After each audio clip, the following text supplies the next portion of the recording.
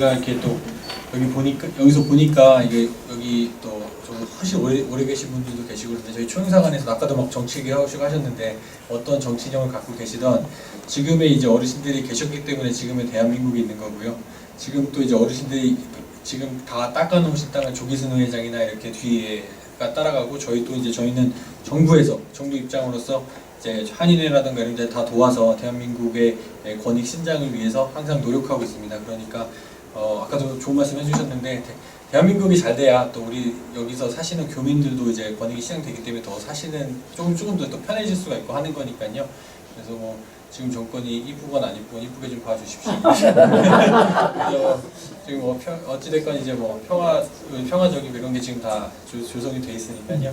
그래서 오늘은 이제 저희가 1년에 2번 정도 그 위기 대응 도사훈련이라고 해서 훈련을 합니다. 그래서 작년에 이제 저희 본부에서 과장님이 나오셔가지고 한번 했었었고요. 그리고 올해는 이제 제가 하게 돼 있는데 이제 주제가 계속 바뀌는데 올해는 저희가 그 지진 대응 훈련으로 일단 잡았습니다. 왜 그러냐면 아시다시피 시애틀 다운타운에 지진대가 지나가고 있거든요. 그래서 저는 그 시애틀 오기 전에 그 내셔널 지오그래픽이라는 그 다큐멘터리 프로그램이 있는데 대지진이라는 다큐멘터리가 있다고요. 근데 그 배경이 시애틀이더라고요. 그래서 깜짝 놀랐습니다.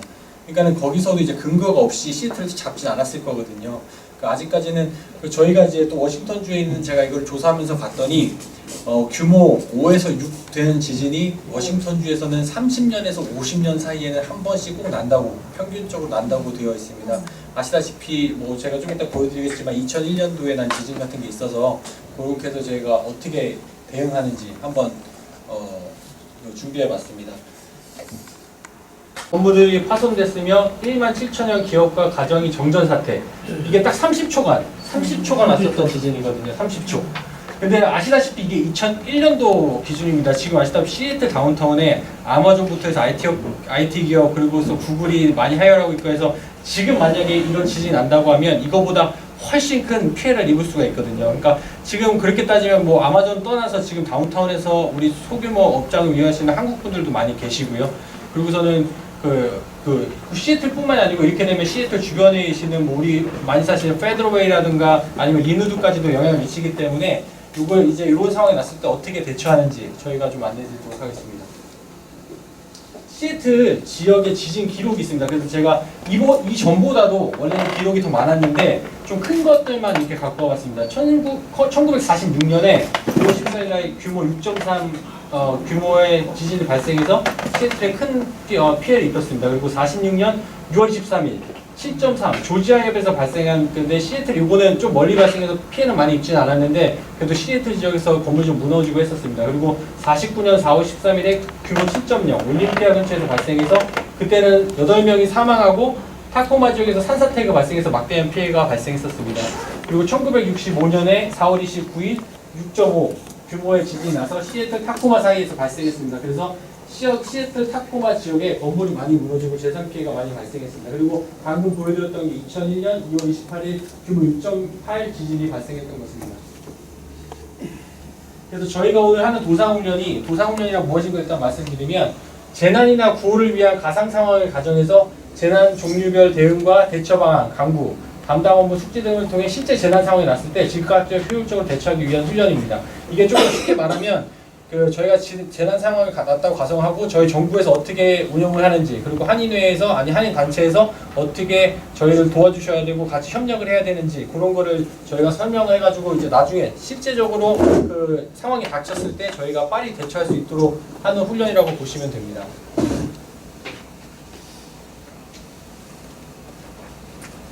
총영사관에서는 재난 발생 시 공간 대응 체계가 있습니다. 재난이 발생됐다고 저희가 인지를 하면 저희 총영사가 현장 지휘 본부장으로 구성이 돼서 상황 총괄팀, 현장 대응팀, 민원 대응팀, 행정 지원팀으로 나눠서 운영이 됩니다. 이거는 지금은 저희가 교민을 상대로 2번을 운영하고 있지만 저희는 수시로 요거를 인원 여기 보시면 행정직원 2인, 4인, 3인, 3인 되어 있는데 저희가 수시로 이걸 훈련을 해가지고 저희 같은 경우에는 요 상황이 발생했을 때 바로 대처할 수 있도록 항시 준비를 하고 있습니다. 그래서 이제 어떤 임무를 저희 같은 경우 어떤 임무를 하면 본부장, 총무사 같은 경우에는 상황 접수 후 즉시 회의를 소집하고 주요 사항을 결정합니다. 그리고 현장 지휘본부 총괄 지휘 및 임무 부여를 하게 됩니다. 그리고 상황 출간팀에서는 이건 부총용사가 하게 됩니다. 본부와 한라인을 구축, 보고 피해 상황 통계 관리를 합니다. 저희 같은 경우에는 예를 들어서 지진이 났을 때 통신 시설이 다 끊어진다고 해도 저희는 그 위성 장비가 따로 있습니다. 전력이 없어도 사실은 지금 저희 신청사 같은 경우에는 그 발전기가 따로 있지만 발전기도 사용할 수 없을 때가 한다고 하면 저희는 이제 그 위성 장비가 있기 때문에 위성으로 한국으로 통신을 할 수 있고 인터넷을 쓸 수 있고 전화도 할 수 있고 그런 장비를 저희가 갖추고 있습니다. 그래서 저희는 그렇게 준비를 하고 있고요. 주재국 유관기관과 협조체제 유지, 조치 사항 파악, 그리고 언론 대응 및 취재 지원. 그러니까 저희 같은 경우에는 지금 많이 알려져 있진 않아요. 왜냐하면 저희가 사건 사고가 났을 때 같은 경우에도 어떻게 처리하는지는 신문에 나지 않거든요. 그러니까 저희가 어떤 준비를 하고 있냐면 네트워크 같은 경우에는 시애틀시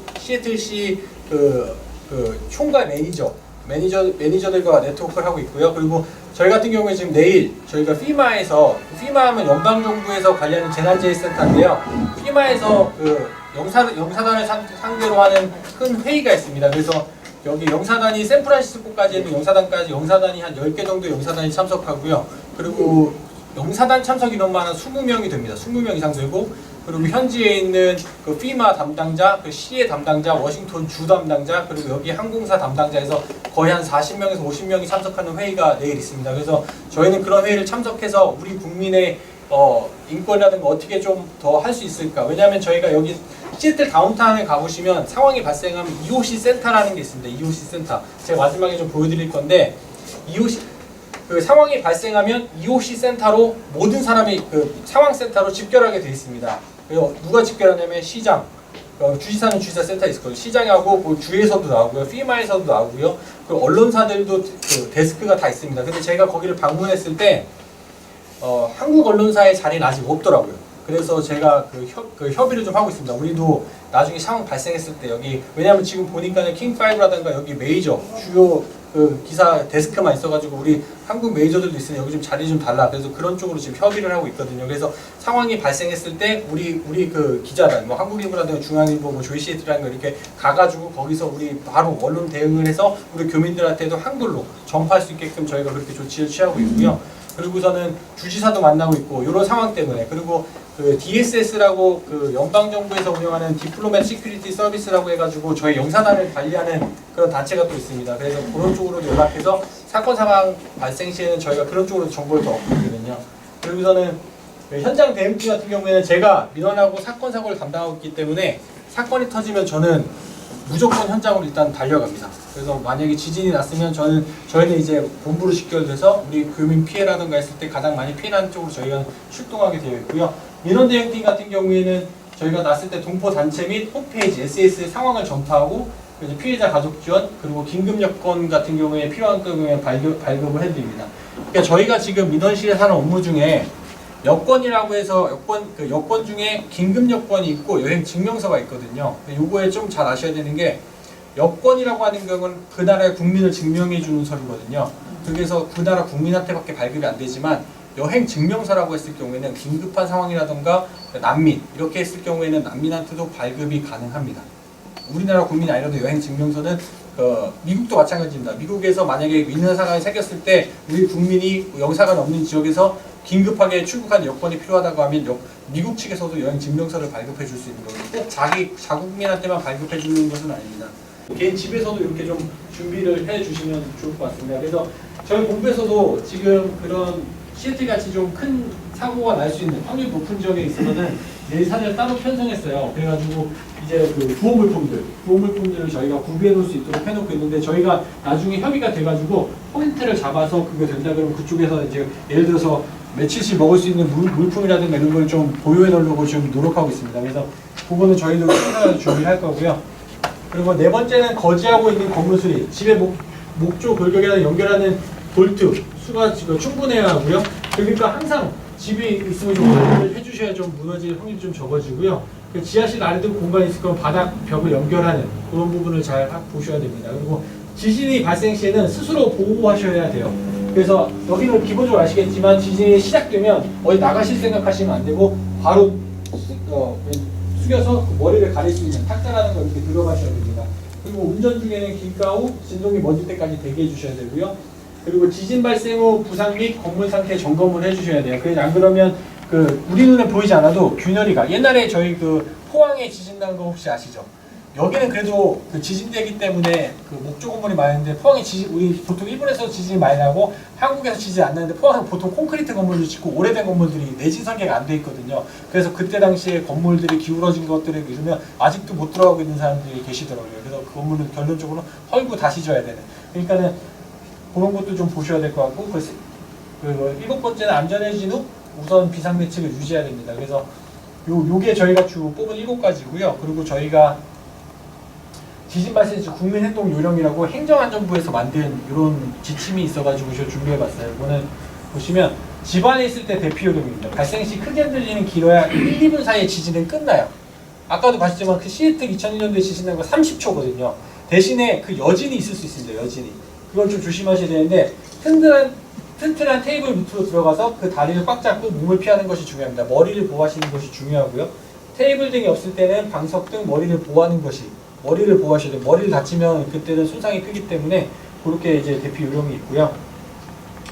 그리고 이제 그 불이 났을 때거든요. 크게 흔들리거나 작은 흔들림 시기에는 작게 흔들렸을 경우에는 이제 가스불이 켜서 가스 빨리 불이 잠그면 되는데 이제 만약에 그 불이 켜져 있는 상태로 지진 흔들리면 무너졌을 경우에 내가 더 다칠 수 있기 때문에 요거는 기본적인 거고 그냥 머리를 먼저 다치시고요. 머리를 먼저 가리셔서 보호하시고 저 3번에 보시면 불이 났을지라도 1, 2분 내 진동은 30초에서 1분에서 2분 사이밖에 안 오거든요. 그때 난 불들은 충분히 소화기 갖다 소화를 할 수 있을 정도로 그게 크게 바로 번지진 않습니다. 그래서 그렇게 해서 대처하시면 될 것 같고요. 그리고 진동 중에 지진 흔들림 중에는 밖으로 나가시면 안 됩니다. 밖으로 나가시면 안 되고요. 큰 진동이 멈춘 후에 행동하셔야 되고 머리를 보호하여 집 밖으로 나오셔야 됩니다. 그 야외 대피 요령은 이제 여기서 그 보시면 이제 기둥이나 담 뒤에 숨으시는 분들이 계신데 지진할 때는 기둥이나 담 같은 이런 아시다시피 가로등 같은 게 훨씬 위험합니다. 왜냐하면 그게 차라리 빈 공터 아무것도 없는 데가 제일 안전하거든요. 그래서 안전한 그 지진이 심하게 난 다음에 여진이 오기 전까지는 제일 아무것도 건물도 없고 제일 공터로 나가 계시는 게 가장 안전합니다. 이건 말씀드린 거고요. 그리고 차에 계실 때는 오른쪽에 정차를 하시고 라디오, 긴급 라디오를 켜가지고 상황이 어떻게 되는지 좀 청취하셔야 돼요. 왜냐하면 가운데에 차를 세우시면 그 사고 난 다음에 소방차라든가 구급차가 이제 이동하기 시작하거든요. 그렇기 때문에 가운데 비우시고 오른쪽에 차를 정차하시고 그리고 우선 대기를 하셔야 됩니다. 이제 저희가 이제 시나리오에 따른 이제 이게 도상훈련의 기본인데 저희가 이제 시나리오를 이제 그 5월 29일 날 7시 30분에 SC, 시애틀시죠. 시애틀시에서 SC에서 진도 6.7 지진이 발생했다는 것을 가정해서 저희가 이렇게 시나리오를 준비했습니다. 그래서 지금 실제적으로 이렇게 상황이 나면 저희가 이 시나리오대로 움직입니다. 예를 들어 7시 반에 SC에서 진도 6.7 지진이 발생했습니다. 그럼 저희가 35분 이 유선으로 뉴스를 통해서 알건 내가 느꼈건 여러 가지 저희가 이제 인지를 하겠죠.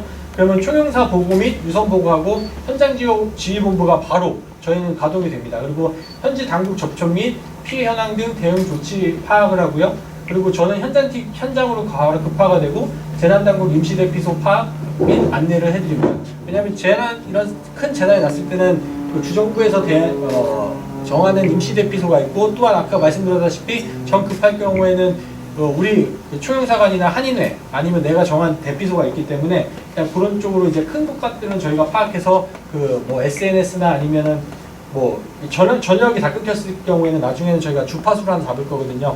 그러니까 누구나 그 무전기 같은 거로 해서 한 주파수 그 코스코에서 파는 거 좋은 거 아니어도 잡을 수 있는 일정 주파수를 정해서 저희가 통보를 해드린다거나 그렇게 할 예정입니다. 이게 철도가 끊기고 해도 기자들은 들어오더라고요. 그래서 기자들을 위한 왜냐면 국민의 알 권리를 위해서 자기네 목숨을 걸고 이렇게 들어오는 거기 때문에 프레스 센터가 또 설치가 됩니다. 그래서 저희가 한뇌 요청을 해서 프레스 센터가 설치가 되고요.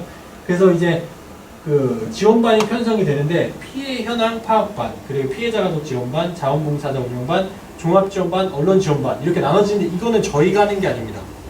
저희는 아까 말씀드렸다시피 그 위에서 정부기관을 만나고 이런 큰 틀을 하는 거고 단체의 그 피해 현황 파악권 이런 거는 한인회라든가 한인 직능 단체에서 좀 도와주셔야 되는 부분입니다. 그리고 8시 30분이 되면 저희가 대피 교민 및 연락 두절자 현황을 파악하기 시작합니다. 모집하기 시작하거든요. 그리고 공간의 기고역은 재난 물품을 저희가 이제 그 만약 저희가 지정한 데라든가 아니면 모여 계신데 배포하기 시작합니다. 그리고 재국민 피해자 추가를 확인하고요. 그 다음부터는 가장 중요한 게 그 아까도 말씀드렸다시피 그 각 한인회라든가 직능단체마다 아니면 그 교회마다 그 신원 확인을 해서 저희 공간에 알려주시는 역할이 가장 큽니다. 그래야지 저희가 한꺼번에 모아서 저희 정부에서 있는 정부 시스템이라든가 아니면 가족들, 한국에 계신 가족들을 저희가 전파하는 게 빠르지, 여기서 사고를 당하셨는데 아니면 여기서 문제가 터졌는데 여기서 전파하시려고 하면 전혀 그 될 수가 없습니다. 그렇기 때문에 저희한테 연락을 해주시고, 그리고 16시에는 언론 브리핑이 되고 19시 30분에는 그 피해자 상황 정리 본부 보고가 됩니다. 사실은 요게 이 앞에서 시작되는 7시 30분부터 16시까지 벌어지는 일들이 가장 제일 중요하고 가장 제가 요청을 많이 드리는 부분인데, 그 다음부터는 하시는 일들이 거의 비슷하거든요. 그래서 저희가 마지막에는 6월 2일 그 다음에는 저희한테 계속 뭐 과정을 지원해 주시고 물품 보고해 주시고 하다가 그 자원봉사 활동이 나중에 이제 거의 마무리될 때쯤 되면 이제 여기서도 이제 피마라고 그 큰 재난이 터지면 아시다시피 주정부에서 하지 않거든요. 여기도 이제 피마라고 연방정부 재난센터가 있기 때문에 그쪽에서, 사실은 저도 피마가 와서 여기서 피마 인원들이 여기를 관리하는 줄 알았더니 피마는 주정부하고 시정부하고 연방정부가 연결해주는 역할을 하고, 결론적으로는 주정부에 있는 사람들과 시정부에 있는 사람, 여기 있는 사람들이 다 그 응급 대처를 하더라고요. 그래서 이제 어느 정도 일이 진행이 되면 이제 이재민 중심으로 자원봉사단 활동이 재편되고, 그리고 대피소 자원봉사 운영이 종료됩니다. 그래서 나중에 되면 일단 저희가 1차적으로 그 작은, 예를 들어서 저희 뭐 교회라던가 이런 데 모이셨던 분들이 결론적으로 이제 주정부에서 설치한 공식 대피소로 가셔야 되거든요. 이게 상황이 커지면. 왜냐하면 저희가 이렇게 대피소 만든 데는 한계가 있습니다. 왜냐하면 저희는 초기 대응이거든요. 그래서 주정부 있는 데를 가셔야 이 연방정부라든가 미국 정부에 더 많은 지원을 받을 수가 있기 때문에 어느 정도 한 5일에서 6일 어느 정도 있을 때까지는 저희가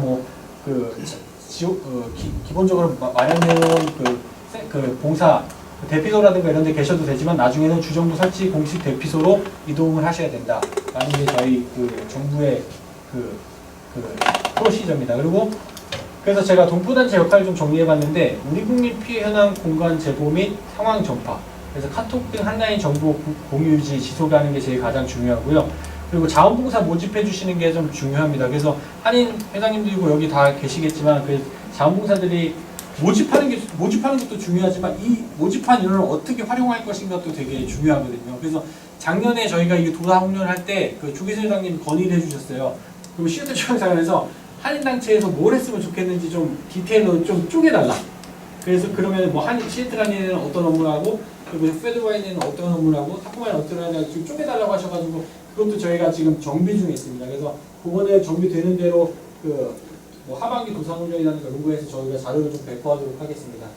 그리고 보시면 지금 여기 대한항공 진단이 오셨는데 항공사에서도 많이 도와주셔야 돼요. 신속대응팀이나 피해자 가족들이 입구편이라는 이런 게 이제 항공사를 통해서 들어오기 때문에 좀 지원을 부탁드립니다. 호텔 옆에는 임시숙소 지원, 그리고 교육도 일단 짜봤습니다.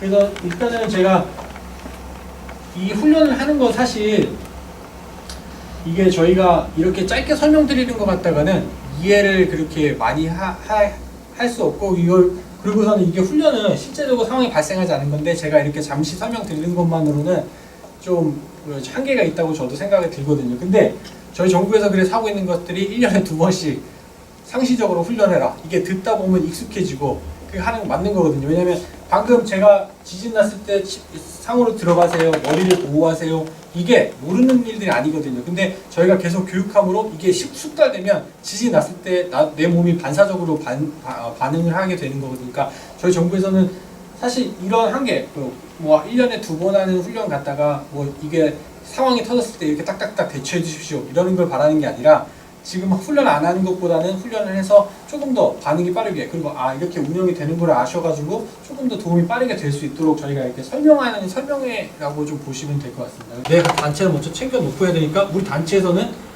지진이 났을 때 아니면 화산이 터졌을 때 상황이 터졌을 때 어떻게 대처할 것인가라는 걸 한번 생각은 해보셔야 된다고 저는 생각이 들어요. 그러니까 뭐 저희가 예를 들어서 시트라인에 뭘 해주십시오. 그거는 2차적인 문제예요. 왜냐하면 그거는 어느 정도 정리가 된 다음에 저희가 진행되면서 여기다 요청을 드리는 거고, 한인회도 정리가 안 됐는데 저희가 요청한다고 여기 한인회에서 되는 게 아니거든요.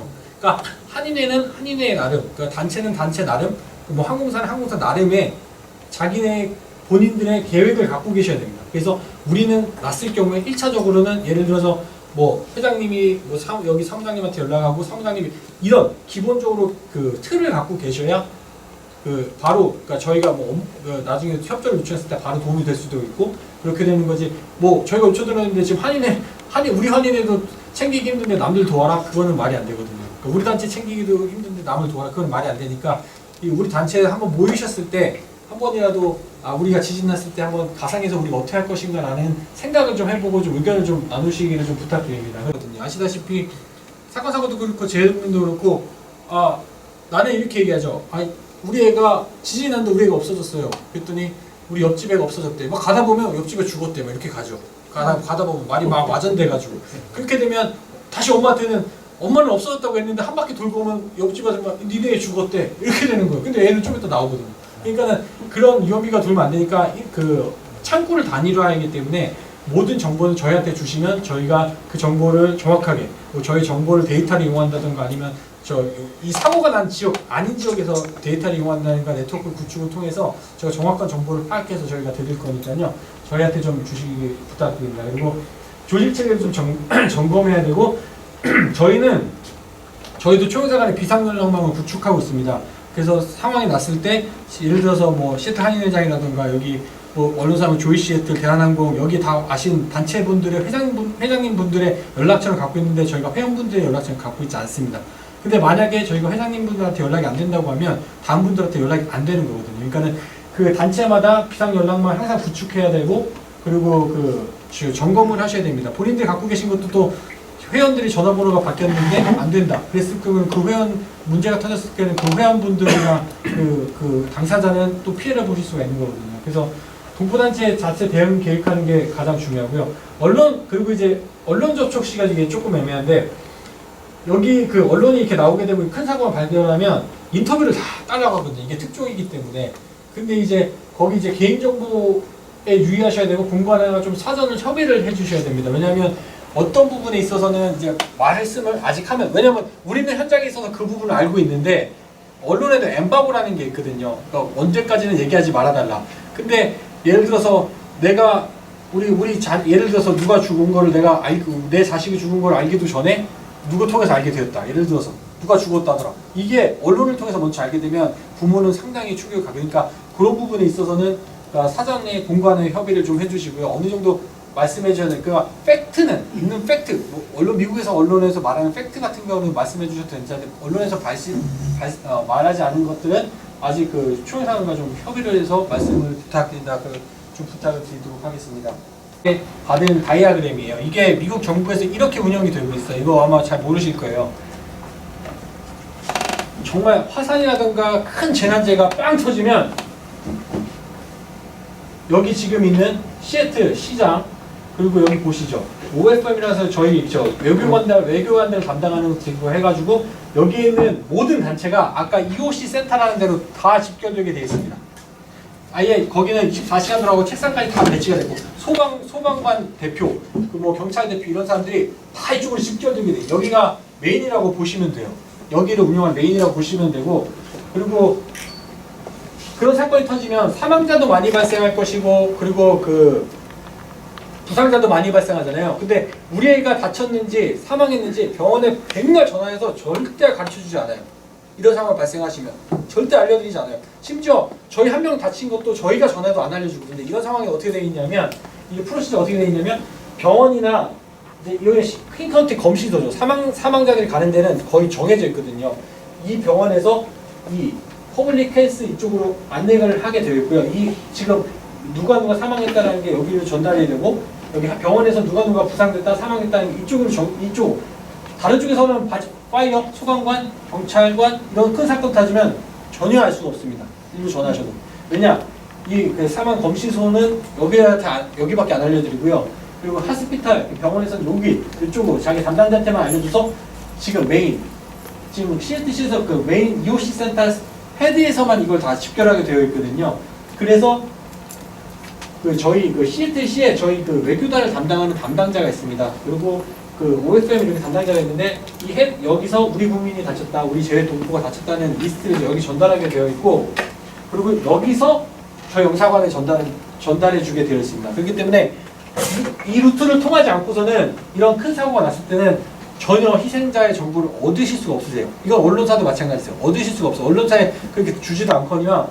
왜냐하면 이거를 설명하면서 저희한테 뭐라 그랬냐면 이 사람들이 니네 초용사관에서 하는 실수가 있다.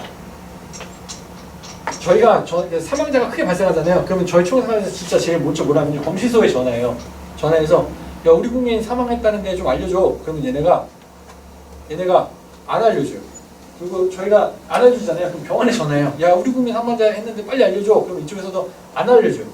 근데 이게 또 여기서 해서 저희가 그러면 OFM에 전화하거든요.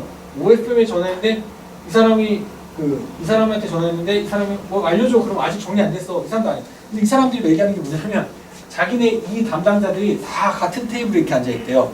그러면 초용사관에서 1번 전화로 전화했다가 안 된다 그러면 2번 전화로 자기네는 그걸 다 보고 있대요. 이렇게.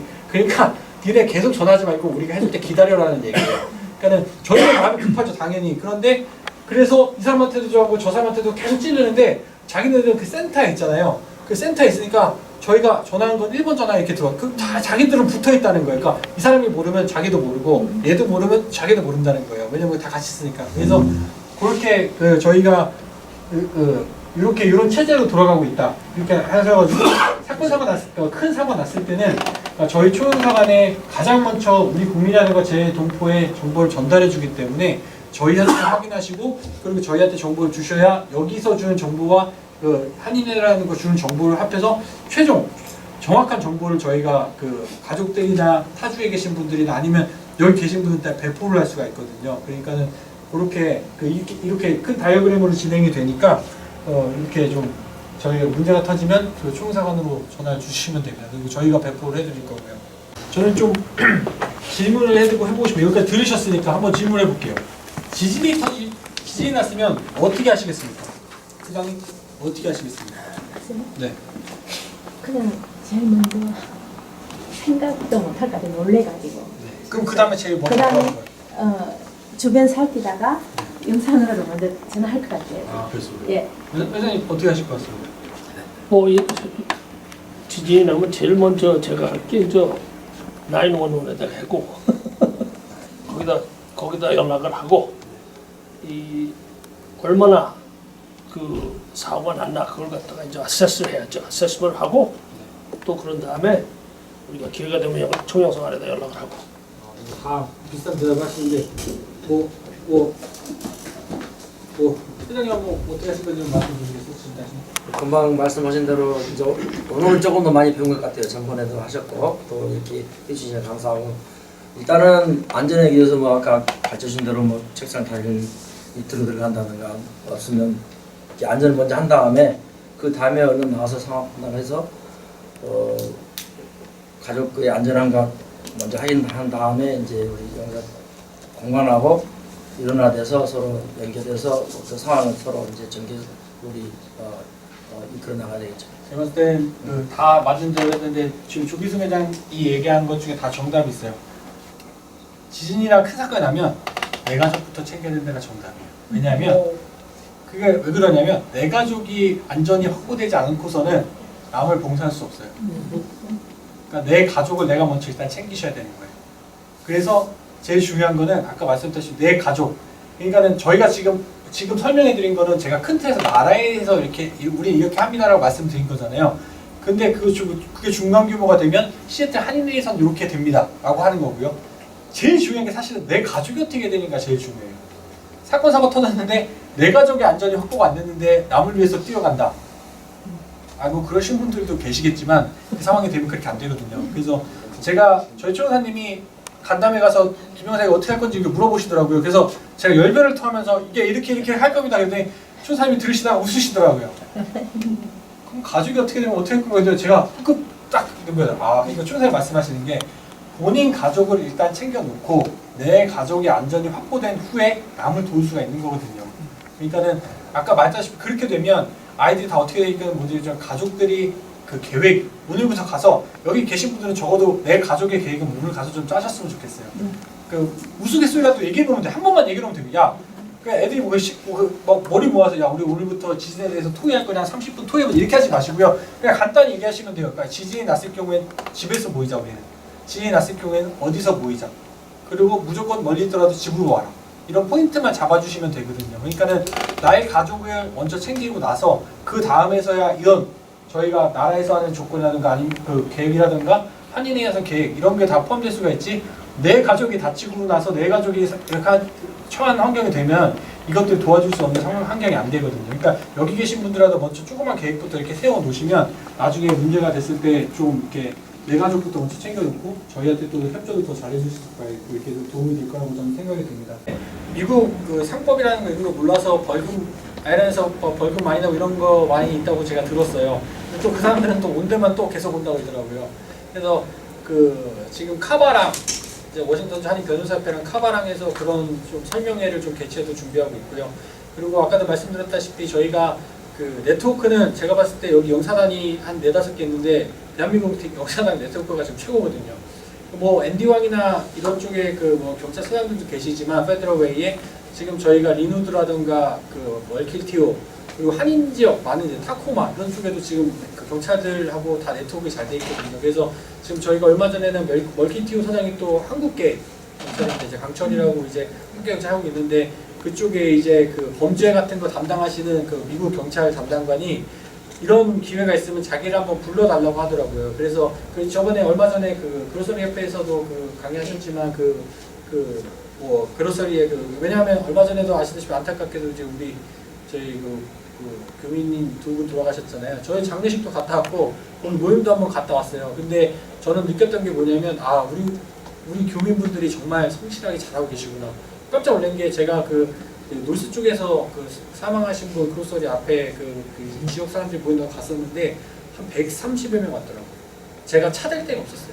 그리고서는 그때 가족들이 안 오셨는데 저는 이제 동양인이라서 이렇게 서 있었더니 자꾸 가족이라고 저한테 물어보셔가지고 네, 그래서 저는 이제 코리안 컨설레이스 왔다 그러니까 그 사람들도 또 좋아하더라고요. 아니 뭐 정부가 이렇게 사람이 오냐 이렇게 해서 그 사람들도 감동받고 저도 와서 감동받는 이런 시간을 좀 가졌었는데 그래서 말씀드렸다시피 저도 그 교육에 가서 앤디왕 얘기하는 거 들었어요. 그로서리에서 그런 사건이 있을 때 어떻게 대처하면 되는지 그리고 저는 영화를 하도 봐서 그런지 그 앤디왕 얘기 듣기 전까지는 이렇게 총 들이대면 제가 뽑으면 빠를 줄 알았어요. 앤디왕 이러는데 총 뽑고 있는 사람이 훨씬 빠르다고 하더라고요. 그렇죠. 이게 손만 당기면 되는데 저는 이거 근데 생각으로는 모든 사람들이 이게 빠르다고 생각을 하신대요. 근데 이게 빠르거든요, 확실히.